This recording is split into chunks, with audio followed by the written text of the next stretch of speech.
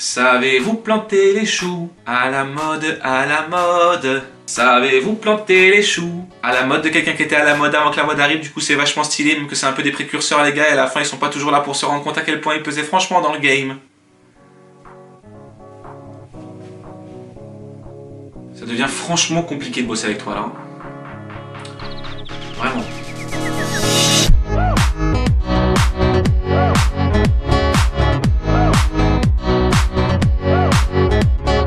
On va parler de 4 gars qui avaient 10 ans d'avance. Ou même 20 pour certains. Voire 30. Ou même 40. Même pour certains... Tu vas dire 50 là? Oui, c'est ça. Bah voilà, c'est fait. Hein. Donc on va enchaîner assez rapidement. S'il te plaît. Philipp Halsmann. C'est un photographe letton, du nom du coup de Lettonie, il n'y a pas de blague là-dessus. Et qui est devenu américain après s'être réfugié aux States pendant la Seconde Guerre mondiale. Je vais pas vous faire sa bio, mais en gros, le gars pèse de ouf. À partir des années 40, il a photographié Marilyn Monroe, Alfred Hitchcock, Winston Churchill, ou même Albert Einstein. Égal M6. Voilà, donc pas du tout. Enfin, rien à voir.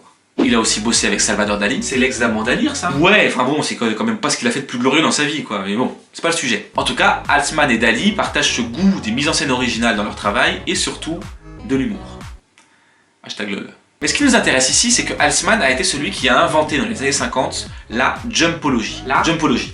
C'est l'action de prendre quelqu'un en photo en train de sauter. Et oui, buddy, c'est pas une invention Instagram, ça. Hashtag selfie. Ça lui a pris comme un coup de tête à la fin d'une séance. Il dit que quand on demande à une personne de sauter, il est tellement concentré qu'il devient vraiment naturel et du coup, ça révèle sa vraie personnalité. Par exemple, ceux qui sautent les pieds repliés révèlent un caractère enfantin prononcé, alors que ceux qui s'élèvent les bras en l'air, une grande ambition, etc. Donc la prochaine fois que vous vous prendrez avec les copines en train de sauter devant le soleil couchant sur la plage, vous penserez à Philipp Halsmann. Hashtag Cap Ferret. Pierre-Henry. Un nom qui sont quand même bien le saucisson, le muscadet et le pot-au-feu, hein. C'était un musicien français contemporain. Quoi encore? Mais c'est encore un truc contemporain, là. Bon, écoute, on en a déjà parlé, Julio. Je m'appelle pas Julio. Contemporain, ça veut rien dire. David Guetta, par exemple, c'est une sorte de contemporain de notre époque. Oh bah merde. Voilà. Et donc notre Pierre-Henry, là, il est considéré comme le papa de la musique électro-acoustique, qui donnera plus tard la musique électro au sens large. Stylé. Un peu comme les DJ aujourd'hui, sauf que lui c'était dans les années 50 posé, il décide qu'il s'en balèque des notes de musique et qu'il veut bosser avec des sons, des ambiances, des énergies, des bruits qui l'entourent. Des Irlandes? Attends, 30 secondes, ouais, super. Oui. Allô? Ouais, ça va? Ouais, non, y a personne, hein, c'est juste pour faire diversion. Ouais, bah écoute, tranquille, je suis en train de parler à moi-même, là, je parle tout seul. Ouais, tranquillement.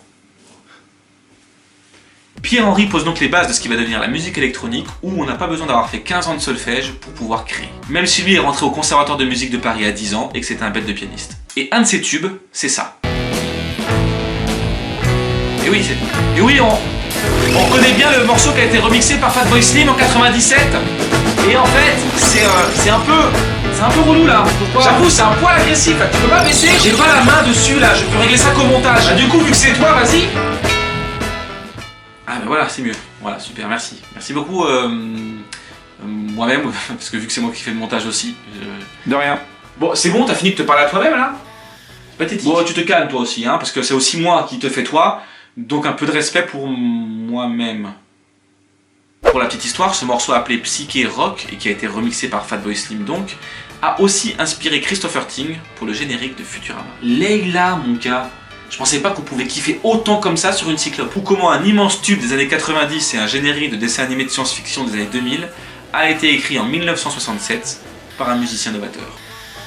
Bertolt Brecht. Alors lui c'est un truc de ouf, il a inventé la distanciation qu'on retrouve dans la série Malcolm, le personnage de Deadpool ou la série House of Cards. Mais t'es sérieux là? On en a déjà parlé de lui. Je sais.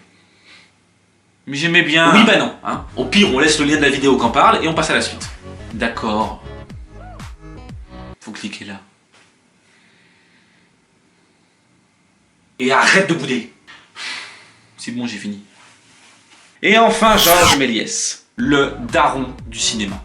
Et en plus, il est français. Alors oui, évidemment, on pourra en parler pendant des heures tellement il a fait de trucs. Et comme on est assez pressé, donc on va juste expliquer vite zef que c'est un réalisateur des années 1900 et qu'il a quasi tout inventé en cinéma. Il est l'un des premiers à faire des films de fiction. Il a inventé les effets spéciaux. Il a fait construire le premier studio de cinéma. Et il est l'ancêtre de Interstellar et de Seul sur Mars. Il me fait chier quand il fait des raccourcis comme ça, on ne comprend pas. C'est lui qui a réalisé le premier film de science-fiction de l'histoire, Le Voyage dans la Lune, en 1902. C'est l'histoire de 6 astronomes, dont le professeur Barbanfouilly. Barbanfouilly, voilà. Non mais du coup, la vanne se suffit à elle-même. 6 astronomes qui partent sur la Lune grâce à un canon et qui vont rencontrer des extraterrestres. Alors, c'est fait en 1902, donc c'est un peu nawak, hein, y a pas de combinaison, tout ça, ça fait un peu film en carton, mais pour l'époque, sans déconner, c'est un truc de ouf. Petit rappel, Armstrong qui marche sur la Lune, c'est en 69. Voilà, évidemment. Ah bah non, rien de salace, je suis juste bon en histoire, c'est tout. Ah, ok, d'accord. Non mais non, enfin, non mais rien de salace non plus pour moi, hein, pas... Jusqu'en 1902, il était grave visionnaire. Si vous avez le temps, allez le voir, ça dure moins d'1 quart d'heure, c'est génial, et c'est surtout un truc de ouf de se dire que c'est le premier voyage spatial dans l'histoire du cinéma. Et c'est ce film, et le bouquin De la Terre à la Lune de Jules Verne, dont il est inspiré, qui ont fortement influencé Disneyland quand ils ont créé Space Mountain. Vous vous rendez bien compte que là, dans une vidéo sur l'art, je suis en train de faire une case dédiée à Mickey. Mickey, je ne peux pas faire plus démocratisé. That's all folk. Merci beaucoup à ceux qui me suivent sur ces vidéos, sur Facebook ou sur Twitter. Franchement, comme dirait l'autre. Ça fait plaisir. Non, je pense qu'on a bien compris le message subliminal. A très bientôt et surtout, culturons-nous bordel de merde, c'est vivant. Voilà.